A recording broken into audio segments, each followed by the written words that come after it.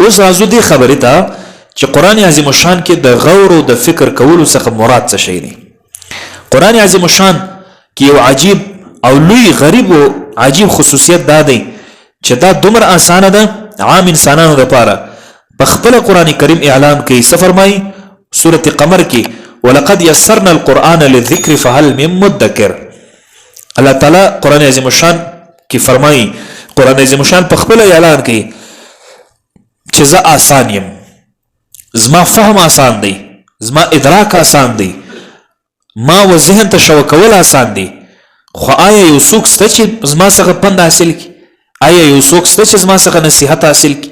آیا یو څوک شته چې ما د الله کتاب وبولي او ما ته کښیني او ما ته غوږ سي، ما ته ټیم راکړي، ما ته وخت راکړي؟ د الله جل جلاله ورکول سوی عقول د انسانانو هغه پرواز کړي نظر او فکر او د علوم اسلام شهسوارانو لپاره بیا قرآن عظیم شان دومره سخت ده، دومره مشکل ده او دومره غوش ده چې دومره جامعگیر او دومره بی انتها کمالاتو څخه ډک ذو معانی ده چې لا تنقضي عجائبه. حضرت علی رضی الله عنه فرمایي چې د قرآن عظیم شان عجایبات، د قرآن عظیم شان هغه نایاب سیزونه دا ختمیدون کې نه ده. دنیا به ختم سي، قیامت پر راځي، خو د قرآن عظیم شان عجایبات ختمیدون کې نه دي، دا نخنسي ختمیدلی. نو عام تعلیم په اعتبار سره خو دومره واضحه ده قرآن عظیم شان، ځکه چې په کومه زندگی په هغه رخ باندې ته کوي نو په اول ابتدایي نظر باندې قرآن عظیم شان تا ته راهنمایي کوي د حلال او د حرام تمام حدود په نهایت آسان الفاظ باندې، په نهایت سلیس انداز باندې راهنمایي کوي درته، او داغه سره سره دومره عمق او دومره غوچوالی او دومره استخوالی قرآن عظیم شان په الفاظو کې موجود ده، په معنیو کې چې 1400 کاله کېږي تر دا اوسه پورې په هر زمانه کې په زرونو په لکونو په کروڑونو انسانان د دې بحر لاپایان په منځ کې غوطه‌زني کوي، یعنی او بازی کوي د خپل د هر انسان د خپل زمانه مطابق، د خپل ججوري او د فهم مطابق بشبها هری جواهرات لعلونه راباسي. خو بیا هم وس او د دې څخه وروسته هم هر یو اوازې پکښې کوي د خپل وس موافق جواهراتو هغه بشمار علوم او خزانه راباسي، لیکن بیا هم د قرآن عظیم شان د عشر عشیر یعنی چې لس پلس کې دغه لسمه حصه لا هم عجایبات او غرایبات او نوادر د قرآن عظیم شان چا نه دی پوره کړي او نه به پوره کولی سي او نه څوک بیانولی سي. لیکن د فکر او د غور خبره دا ده چې نوي علوم او معارف دا ټول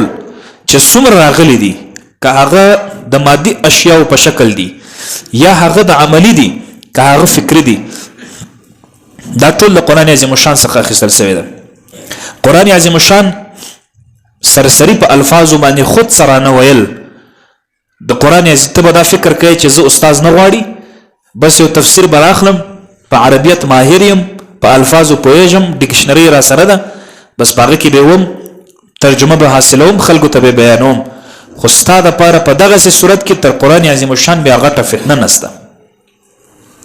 ځکه الله جل جلاله قرآن کریم کې فرمایي چې یضل به کثیرا، په سبب د دغه قرآن عظیم شان ډیر خلک الله گمراه کړي دي، ډیر خلک په سبب د قرآن کریم گمراه شوي دي. د قرآن عظیم شان الفاظ غلط نسی ویلای، د قرآن عظیم شان الفاظ د غلط ویلو څخه حفاظت الله کړی ده، خو د قرآن عظیم شان الفاظ صحیح وایي خو معنا یې غلط کوي. قرآن عظیم شان الفاظ صحیح وایي خو ترجمه یې غلطه کوي. قرآن عظیم شان الفاظ صحیح وایي خو ترجمه او تفسیر بیا غلط کوي. نو مطلب او خلاصه دا ده چې قرآن عظیم شان کې چې کوم آیت ستا په ذهن کې راتلله او تا حق تسلیموله، نو بیا د قرآن عظیم شان څخه و تا ته لویه فتنه بیا نسته په پوره دنیا کې. ولی هر انسان چې دماغ لري د خپل د دماغ د ایچ مطابق، د خپل د دماغ د هغه وس مطابق د قرآن عظیم شان څخه مقصد راایستل او هر شیطانی وساوس چې تقاضا ستاوي په قرآن عظیم شان باندې فټ کول، حق او باطل سره ګډمډ کول، حق په باطل وها، باطل په حق باندې وها، دا خپل خواهشم داوي چې زیار خلق ماته مولا وای خلق وای چې دا څومره قران کریم باندې خبر ده څومره پوه ده ولی په عربي الفاظ باندې خبر دي خو د قران عظیم الشان وینا او د تفسیر او ترجمه دا جدا علم ده دا دسه بعضی مثال وای دا د چنګوشو میدان نه دی دا د اسانو میدان دی چنګوش ترشو لاندې کیش نو دا چې دا د چنګوشو کار نه دی چې قران کریم ترجمه کوي یا احادیث ترجمه کوي ځکه چې دی خو د خپل ځان د عقل مندي خیال ساتي چې زه خو د قران کریم ترجمه کوم زه خو عقل مند یم زما په عقل باندې قران کریم چې سما وفهمول بس خلکو تاغوایم نور مفسر سوای تفاسیر سوای احادیث سوای تاریخ سوای سیر سوای په دې سره دینه خبره ده او مال دلی دي چې د دنیوي او څو دوه درې کتابونه مطالعه کړي یو څه عربي جمله الټه سیده یاد کړي ابس پکشیو آیت موای حدیث موای فلان داس استدلالات کیو بیا چې ناس دي وای هم په خو شرم او حیا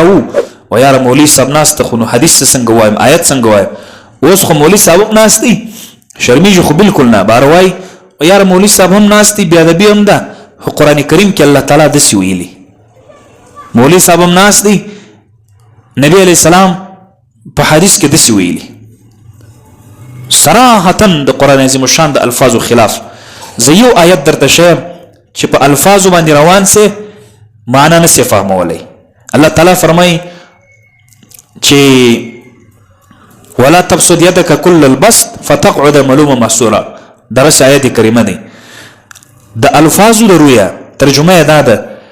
چې خپل لاس پوره مخلاصوه اوس یو سړی چې په مفهوم نسی پو وای لاس خلاصول حرام دي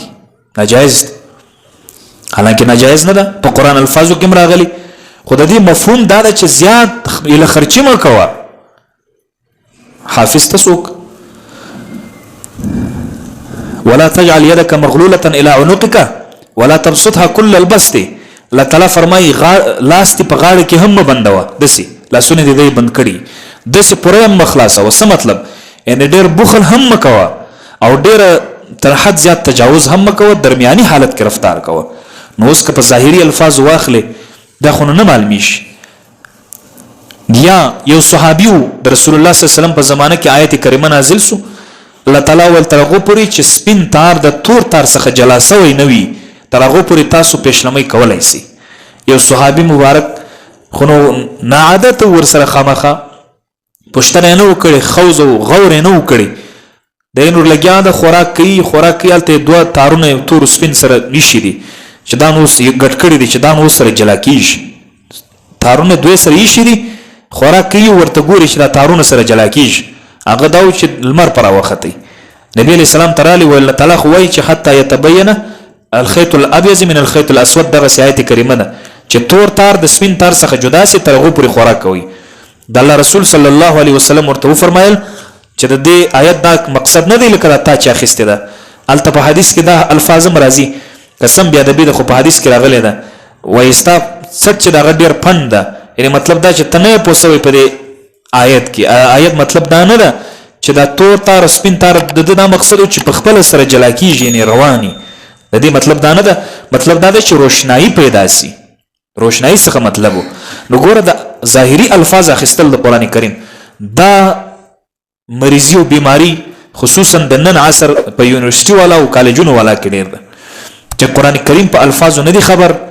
په معنی نه دي خبر بس د یو چا د خلاص یو آیت اوریدل هر ځای غوي یو حدیث اوریدل هر ځای د غوي او خصوصا بیا د هغه چا د خلاص څخه چې هغه عقیدوي بالکل د اسلام وتلی ده